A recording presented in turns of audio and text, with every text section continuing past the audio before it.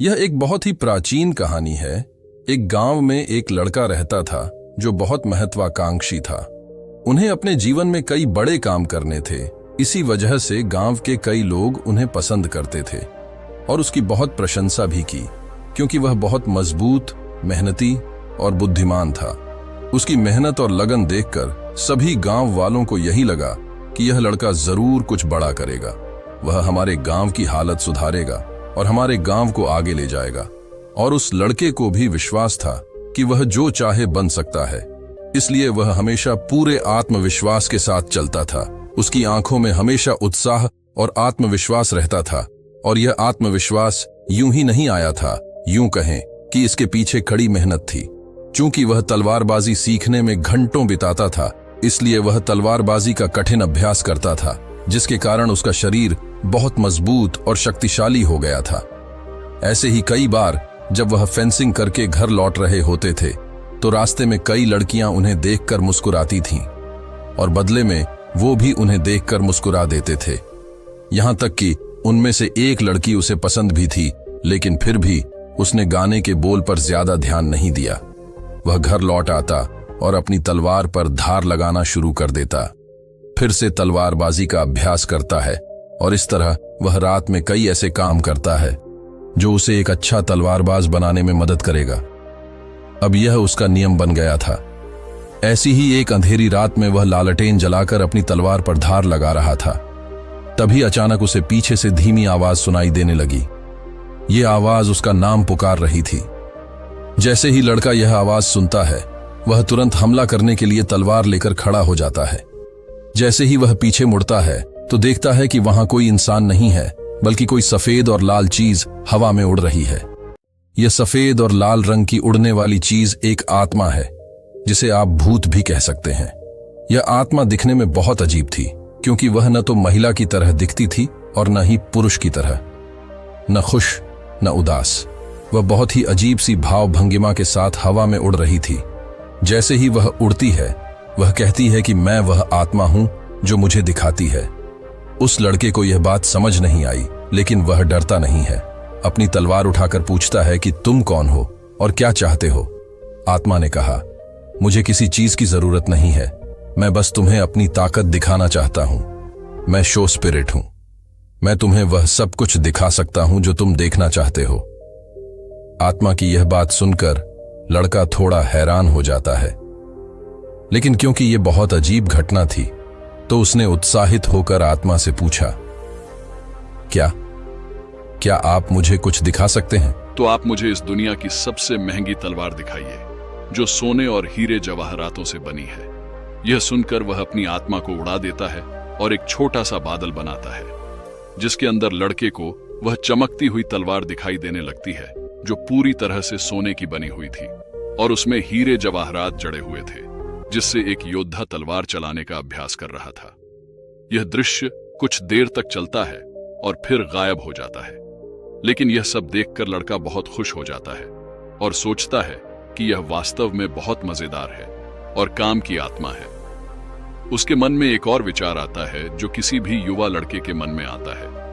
वह मुस्कुराता है और कहता है, अब तुम एक काम करो, मुझे इस दुनिया की सबसे खूबसूरत लड़की दिखाओ।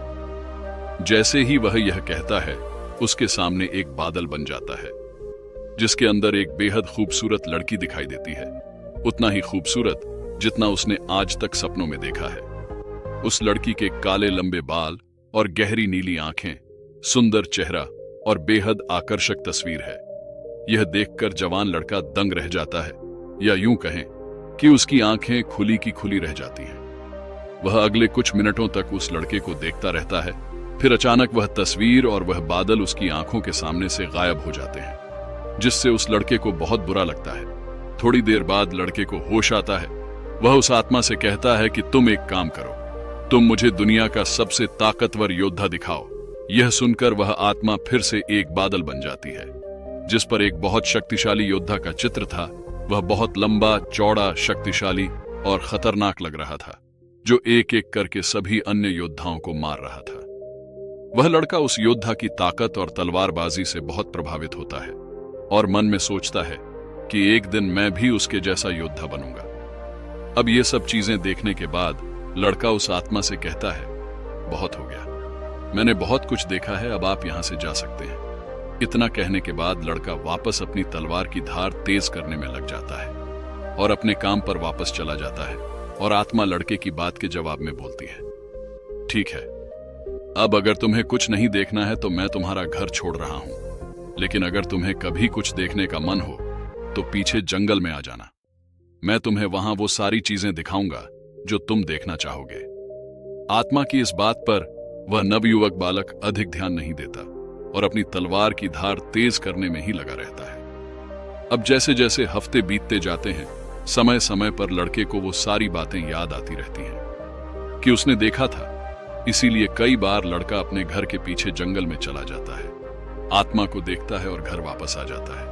लेकिन एक दिन तलवारबाजी की प्रैक्टिस के बाद जब लड़का बहुत थक जाता है तो वह सोचता है कि चलो आज देखो, मैं आत्मा के पास गया और अपनी सारी इच्छाएं बताने लगता। वह कभी दुनिया की सबसे खूबसूरत जगह देखता है, अलग अलग मौसम देखता है। वह अपने कुछ दोस्तों को देखता है जो उसके साथ नहीं है, और कभी कभी बहुत सारी खूबसूरत लड़कियों को अलग अलग चीजों में देखता है। इस तरह हफ्ते महीनों में बदल जाते हैं और कुछ महीनों के बाद इस लड़के में बदलाव आने लगते हैं। जहां लड़का घंटों तलवारबाजी का अभ्यास करता था, अब वह हर दिन 1 घंटा पहले घर वापस आता है। कुछ दिनों बाद उसने उस आत्मा को अपने घर भी बुलाया, जिसके बाद वह जब चाहे तब आराम से चीजों को देख सकता था। पहले चीजें 1 घंटे पहले हुई, फिर धीरे धीरे वह लड़का इतना निश्चिंत हो गया कि वह 2 घंटे पहले आने लगा तो 3 घंटे पहले। कई बार वह जल्दी घर आ जाता और आत्मा से बात करता, मुझे दिखाओ कि अच्छे योद्धा कैसे लड़ते हैं। फिर धीरे धीरे यह उसकी आदत बन गई और वह हर दिन अलग अलग योद्धाओं को लड़ते हुए देखता और उनकी लड़ाई का आनंद लेता। और सोचती हूं कि काश मैं भी एक दिन ऐसा बन पाती।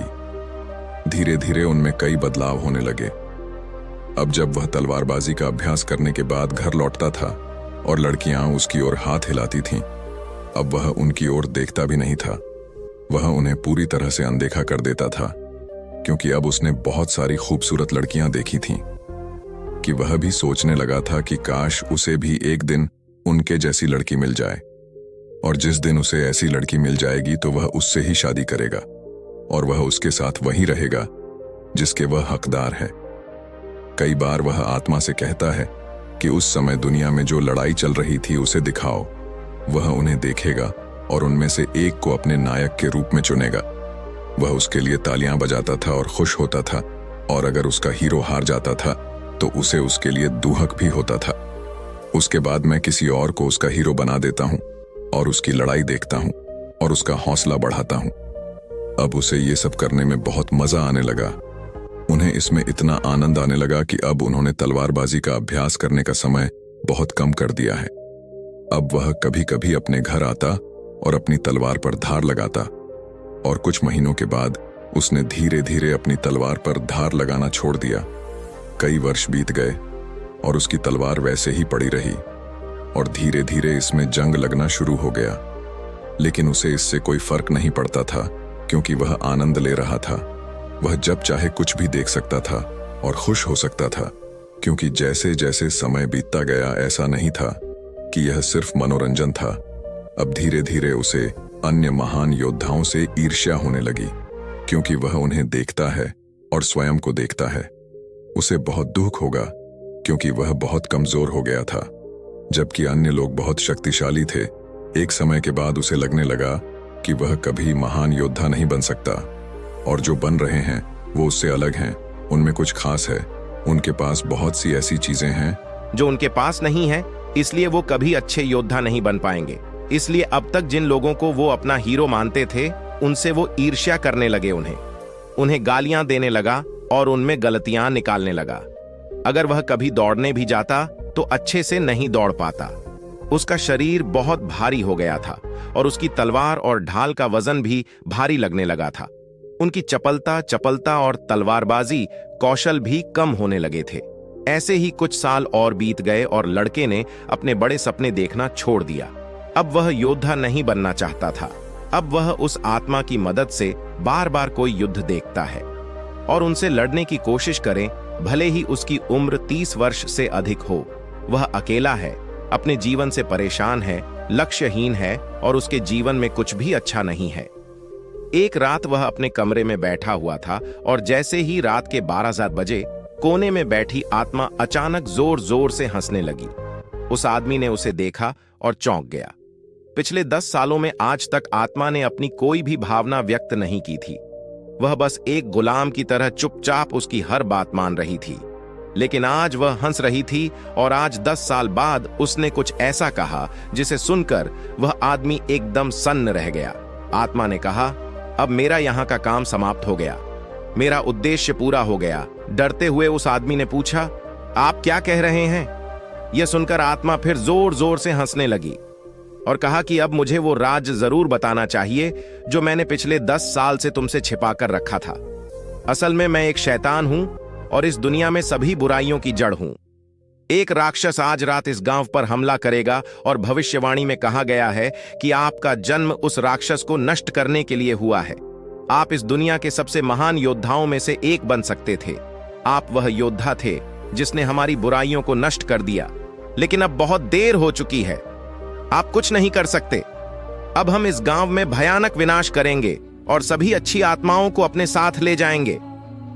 यह सब सुनकर उस आदमी के होश उड़ जाते हैं, लेकिन फिर भी वह हैरान होकर पूछता है कि तुमने 10 साल तक इंतजार क्यों किया? तुम मुझे 10 साल पहले भी मार सकते थे। तब आत्मा ने कहा, देखो, यह तो बस भविष्यवाणी में बताया गया था कि इस संसार का कोई भी राक्षस, कोई शैतान, कोई भी योद्धा तुम्हें हरा नहीं सकता। और मैं तो एक छोटी सी जान हूं, तुम्हें छू भी नहीं सकती। लेकिन अगर तुम्हें कोई हरा सके तो मैं वह आप स्वयं होंगे। इसीलिए मैंने तुमसे लड़ने के बजाय धीरे धीरे तुम्हें जहर दे दिया, तुम्हें ऐसी ऐसी कल्पनाएं दिखाई, तुम्हारे साथ ऐसे ऐसे काम किए जिससे तुम अपने लक्ष्य से भटक गए और धीरे धीरे कमजोर हो गए। आज तुम इतने कमजोर आदमी हो गए हो कि न तो अपनी रक्षा कर सकते हो और न ही इस गांव की। यह सुनकर उस आदमी का दिमाग पूरी तरह से हिल गया। उसे एक बड़ा झटका लगा और उसके पेट में दर्द होने लगा। उसे इतना दर्द हुआ कि वह जमीन पर गिर पड़ा और धीरे धीरे दर्द से कराहते हुए बोला, क्या मैं उन खूबसूरत लड़कियों को एक बार फिर से देख सकता हूं? इस पर बुरी आत्मा ने हंसते हुए कहा, हां, हमेशा, लेकिन सपने में दोस्तों। यह कहानी हमारे आज के समय पर भी बिल्कुल फिट बैठती है। और अब तो आप समझ ही गए होंगे कि आज के समय में हमारे लिए वो शैतान कौन है। Internet, social media, porn, drugs और ऐसी कई लतें जो आज की पीढ़ी को लगातार कमजोर और उद्देश्यहीन बनाती जा रही हैं। बचपन में सपने देखने वाला हर व्यक्ति उन सपनों को काफी हद तक पूरा कर सकता है, लेकिन जैसे जैसे वह बड़ा हुआ उसे आराम की लत लग गई, बिना मेहनत के चीजें हासिल करने की आदत पड़ गई, काम को टालना उसकी आदत बन गई, उसमें ऐसी लत लग गई जिसने उसे उसके लक्ष्य से भटका दिया। इसलिए वह बड़े तो हुए, लेकिन उनके सपने छोटे होते गए और उन्होंने अपने सपनों को छोड़ दिया। आज के समय में इंसान की जिंदगी इतनी आसान हो गई है जितनी पहले कभी नहीं हुई। आज इंटरनेट के माध्यम से वह जब चाहे कुछ भी देख सकता है और खुश रह सकते हैं। इसके लिए ज्यादा मेहनत नहीं करनी पड़ती। आजकल रोजमर्रा की जरूरत की चीजें भी आसानी से मिल जाती हैं। इसके लिए पहले व्यक्ति को काफी शारीरिक मेहनत करनी पड़ती थी। आज का आदमी इंटरनेट पर आसानी से जान सकता है कि वह क्या बनना चाहता है या उसका परिणाम क्या है, और खुश हो सकता है जो उसके मस्तिष्क को सस्ता डोपामाइन देता है। अब क्योंकि मस्तिष्क को उस परिणाम का डोपामाइन प्राप्त हो गया है, इसलिए वह वास्तविक जीवन में उस व्यक्ति को प्राप्त करने के लिए जोर नहीं देता है। इसके बजाय वह अधिक सस्ते डोपामाइन की तलाश करता है। लोगों को इंटरनेट पर इसे देखने और उसके लिए जश्न मनाने के लिए प्रेरित करते रहते हैं, जिसके कारण व्यक्ति इस नकली खुशी हार्मोन की कल्पना का आदी हो जाता है और असल जिंदगी में वह चुनौतियों का सामना करने से भागने लगते हैं, जिसके कारण आज के पुरुषों का टेस्टोस्टेरोन स्तर लगातार गिरता जा रहा है, जिससे वह कमजोर और उद्देश्यहीन होता जा रहा है। इसीलिए जरूरी है कि हम इस आभासी और नकली दुनिया से बाहर आएं और वास्तविक जीवन में चुनौतियां लें और उन्हें पूरा करें। लेकिन सबसे ज्यादा इसमें महत्वपूर्ण बात है फोकस। बिना फोकस के कोई भी लक्ष्य हासिल नहीं किया जा सकता।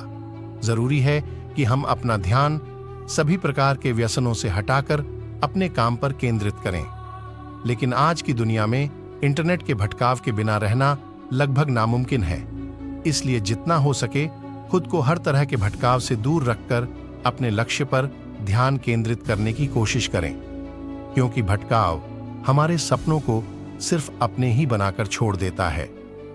दोस्तों, मुझे उम्मीद है कि आपको इस वीडियो कुछ सीखने को मिला होगा।